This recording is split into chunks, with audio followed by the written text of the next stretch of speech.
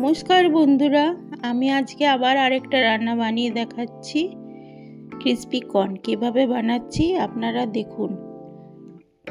Sweet কর্নটা আমি দুটো city দিয়ে নিয়েছি কুকারের মধ্যে। এরপরে দেখুন কর্নফ্লাওয়ার দিয়ে ভালো করে মাখিয়ে নিচ্ছি হাত দিয়ে।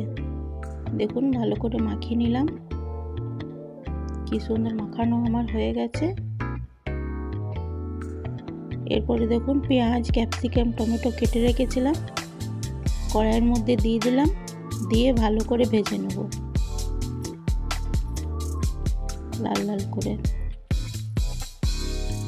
এরপরে দেখুন আদা রসুন বাটাটা দিয়ে দিলাম সবজির মধ্যে।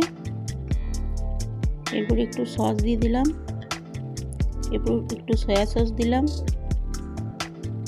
একটু হলুদ গুঁড়ো দিয়ে দিলাম, এরপর কাশ্মীরি লঙ্কা গুঁড়ো দিলাম, জিরে গুঁড়ো দিলাম। এরপরে দেখুন আবার খুন্তির সাহায্যে ভালো করে নেড়ে চেড়ে নেব। এরপরে দেখুন স্বাদ অনুযায়ী নুন দিয়ে দিচ্ছি, আবার ভালো করে নেড়ে চেড়ে নেব।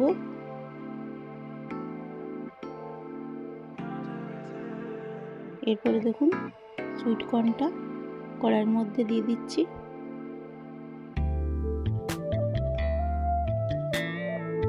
আবার দেখুন ভালো করে নেড়ে চেড়ে নেব খুন্তি দিয়ে, যাতে সব কিছু ভালোভাবে মিশে যায়।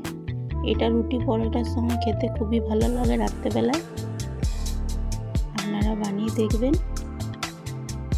দেখুন ভালো করে নেড়ে চেড়ে নিচ্ছি। এরপরে ধনেপাতা দিয়ে দিলাম একটু উপর থেকে, আবার ভালো করে নেড়ে চেড়ে নেব। দেখুন আমার কি সুন্দর ক্রিসপি কর্ন তৈরি হয়ে গেছে।